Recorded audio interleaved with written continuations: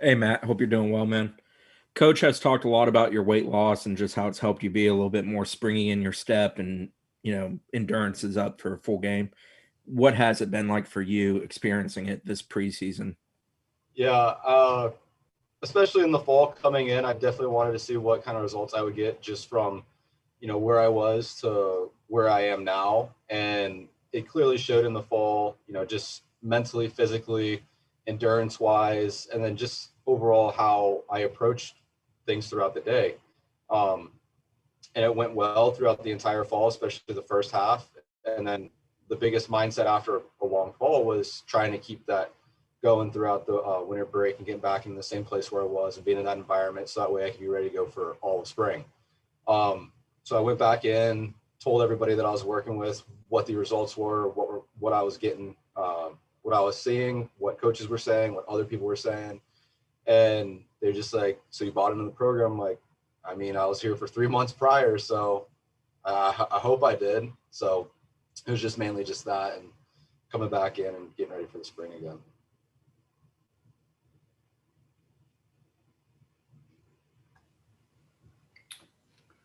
Matt, what's it been like over 20 pitchers that you got to keep happy out there this year? What's it been like working with this staff, and how's it look for the upcoming season? It's a lot of work. I mean, we have a really deep staff. We have some really good pitchers on our team that are everybody's going to play, everybody's going to pitch. You're going to see a lot of different arms. I mean, certain situations, different guys might be called upon on that. You may have not seen their names before or heard of them before, and you're like, "Who's this guy?" And they're going to come out here and give their best. And we have a lot of electric arms. It's a lot to deal with because every guy you have to treat differently, every guy you have to talk to differently. So it's just more so learning those guys and making sure you have the right things to say, or not necessarily the right things to say, but making them comfortable in uncomfortable situations. What stands out about Parker Messick on the mound, and can you talk a bit about his bulldog mentality? I was literally just gonna say he's a bulldog on the mound. Um, he's a gamer. He goes out there. He doesn't care what you think of him. He doesn't care what you say to him. He's gonna go out there. He's gonna give you his best stuff every single time. He's gonna locate it, and he's just gonna say, "Here, hit it. If you hit it, good job." I mean, the biggest example was last year against Texas Tech when we had K time chanting from the stands, and Texas Tech was chanting snack time from the dugout. And he turned around and shook his belly right to him. So that doesn't show you what kind of person he is, and I don't know what does.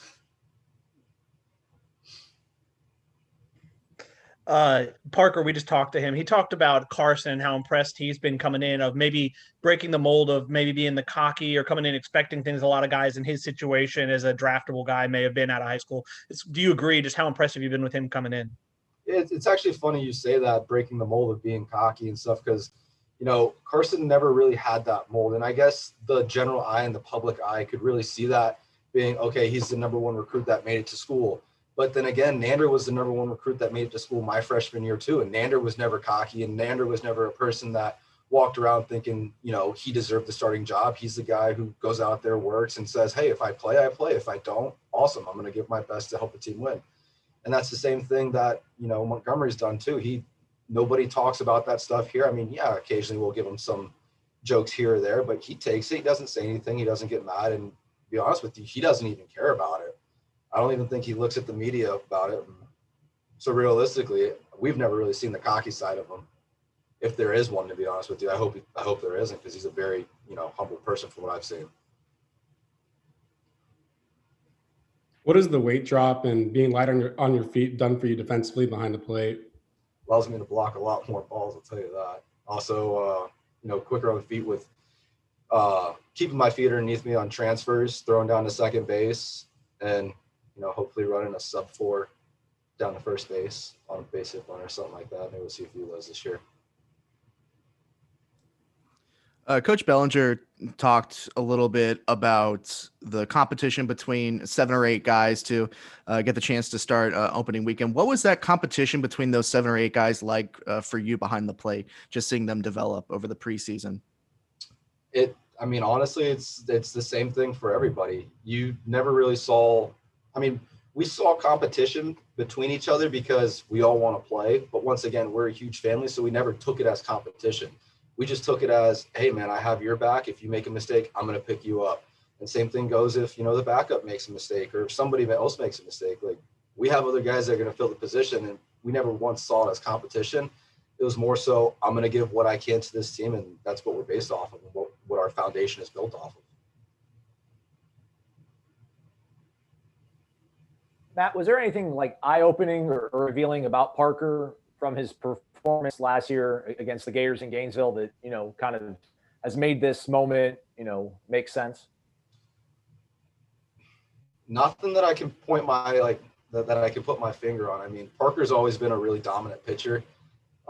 He's from the Tampa area. I've heard a lot about him from high school, from my area. I never once faced him in high school, but I know a lot of people who played with him and against him, and I kind of had an idea of who he was coming in. And the Florida game was really his time to shine. And the Florida State game, that's always a big game. So once people really got to see, you know, who we have and what we can do as a team, I think it just made it, you know, very eye-opening to who Parker Messick is. I know you and a lot of other guys on the team kind of, I guess, took the opportunity with last season, the unfortunate, I mean, pandemic canceled season, to improve fitness level. I guess, how did you, from talking to the other guys, maybe deal with what came with that mentally? I mean, mentally, it's almost a year to date since we last played. Like, what are we, like a month from a year or something like that? So mentally, it was more so we knew we were going to play again. We just didn't know when we were going to play again. And it was just, you know, like a rainy day. You sit and you wait until you're told something. But during that sitting and waiting time, you're either trying to do something to, you know, keep yourself busy, get something done productive, or just trying to overall, I don't know, just get something done, I guess. So that's just where it was. Guys went to summer league. Some guys stayed home and didn't play. Other guys went on vacation. So whatever worked for them, it's working right now. You kind of just mentioned how you haven't really played in a year, I guess. Do you feel like you guys are hungrier than ever or more locked in than you've ever been before as a team? I have never seen more tempers flare at each other just because we're so tired of playing against each other. I mean, it's you back to the whole competition thing of, you know, guys fighting for positions. Like, I mean, guys are just pissed off at each other because we're just tired of playing against each other. We want to play somebody else.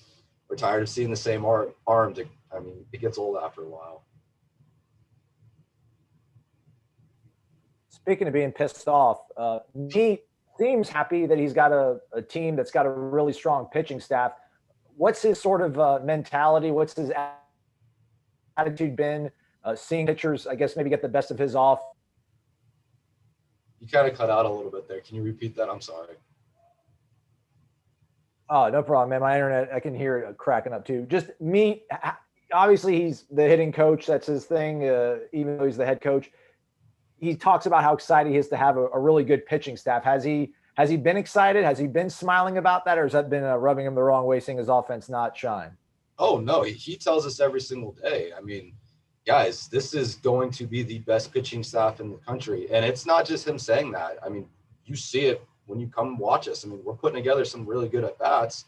Tells you we're a great group of hitters, but at the same time, we probably have the best pitching staff in the country. So for us to do what we're doing, and for, you know, our pitchers to also, you know, trick us and make really good pitches against us and counts where we're not expecting certain pitches, and us still bat it off and stuff like that, it just kind of shows how well-rounded we are. I mean, Meat gives those guys compliments every single day, and, you know, we get our compliments here and there, but those guys do their job and they throw it at us. They really do. They're pretty good. Matt, talk about Reese Albert, what he's been through, and how he's overcome it, and what he means to the team this year, to the team's success. Yeah, I mean, firsthand, if you were to talk to Reese Albert, you would never think anything of, you know, this is Reese's fourth year here. You'd never think that he had to go through a labrum surgery.